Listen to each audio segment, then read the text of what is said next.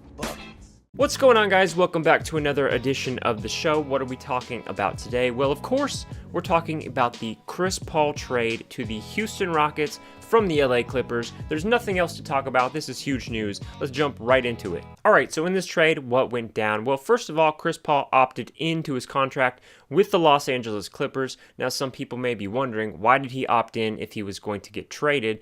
The reason he opted in rather than just walking in free agency and opting out was that he wanted to get something back for himself. He wanted the Clippers to have an option to get some players. This is Chris Paul doing a solid to the Clippers while getting something in return. He'll be getting a solid contract with the Rockets, and this will allow him to opt out at the end of this next season. He'll be able to opt out, be a free agent in 2018. Say things don't work out with the Houston Rockets. Now he can walk out as a free agent again, sign with LeBron James, go to the Lakers. It's a win-win situation. So Chris Paul, solid on that. And solid on the Clippers. They both get something in return. What did the Clippers get in this trade? Well, let me tell you right now. The Clippers are receiving Patrick Beverley, Sam Dekker, Lou Williams, Montrezl Harrell, and a 2000 Houston first-round draft pick. That pick is top 3 protected. You are a trash magnet. Where did you learn it was okay to live in garbage? So basically, they're getting some solid prospects, I guess. Pat Beverley's good, and Sam Dekker will be a solid guy off the bench for maybe part of his career. And then Lou Williams, of course, 6th man of the year. He's heading right back to LA. I don't know if he wants to be on the Clippers now that it's just going to be a ton of guards and DeAndre Jordan. So the word of the day for the Clippers is nepotism.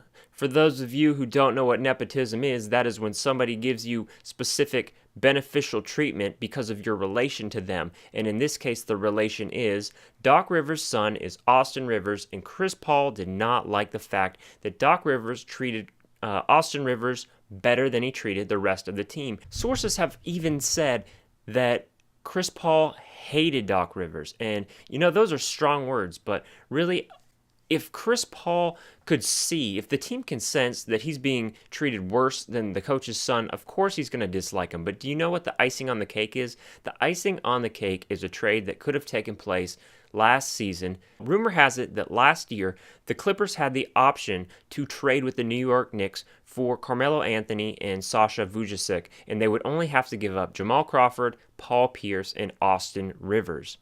And Doc Rivers did not go through with the deal. He cut the deal off. He said, no, we're not doing this. We're not going to get Carmelo Anthony. We're not going to increase our chances of winning in the Western Conference because I don't want to trade my son to the New York Knicks. And I got to say, I can't blame Doc Rivers for sending his son to purgatory or more likely sending his son to hell, because that's pretty much just damning his son right there. You're banished to the Shadow Realm. I never want to see you again. You're going to New York.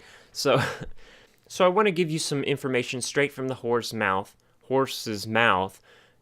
This is what this guy posted on Facebook. He is actually I think he knows about sports. His name is Michael Eaves. He said the following, which is a good example of why Chris Paul would despise Doc Rivers. This is what he wrote. But what really solidified Paul's dissatisfaction with Doc was a proposed trade involving Carmelo Anthony last season. New York offered Carmelo and Sasha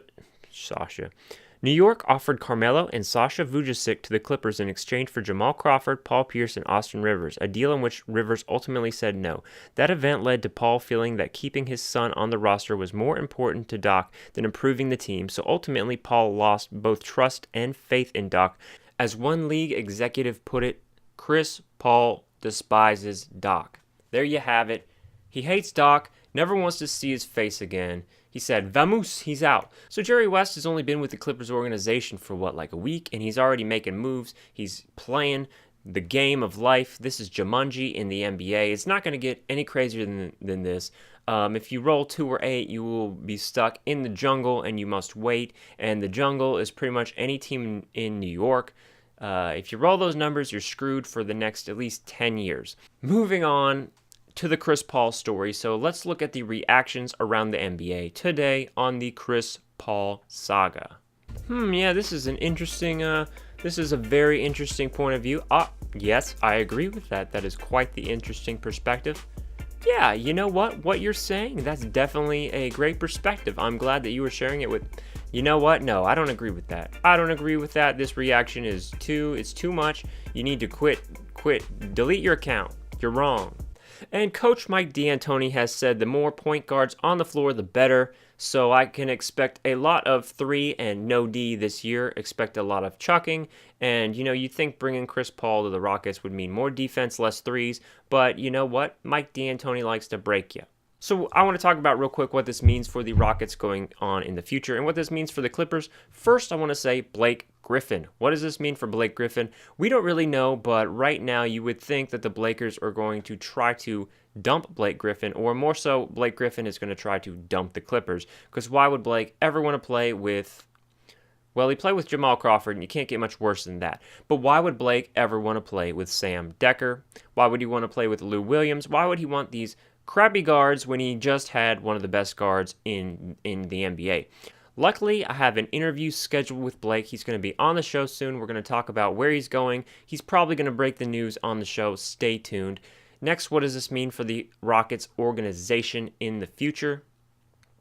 Well, rumor has it that they are still wheeling and dealing and that they want to get Paul George. Now imagine this super team. Chris Paul, Jimmy Butler, Chris Paul, James Harden, Paul George, some small forward that they pull off the street out of a dumpster, and Clint Capella. That is a solid team to lose to the Western Conference Championships. Chris Paul is going to be a mentor to James Harden, teach him how to play D, teach him how to take the deuces. He'll be taking the biggest deuces you've ever seen. Every game, he's going to drop a deuce. So going forward, well, I think Chris Paul and James Harden have a good relationship. It is said that Chris Paul had other options. He was highly considering the Spurs, but the opportunity to play with James Harden was just too overwhelming. It is just too attractive, and he had talked to James Harden, and after having long, just nightly conversations on the phone, laying together, texting each other, what are you up to? Man, I'm just dreaming. It is said that after Chris Paul talked to James Harden, he made a way to make the trade happen. He made a way to get them together to play. It'll be interesting to see how they turn out. I'm excited for the next season to come, just so that season can be over and we can speculate about the next season when LeBron James is a free agent. That'll be way better than this season. But anyway, as far as analytical perspective on statistics and how this is going to affect the team, I got no gosh dang idea. As soon as news breaks, tune in to me. I'll get you yesterday's news on time. This has been Broto NBA. Thanks for tuning in. I'll catch you guys in the next video. Peace.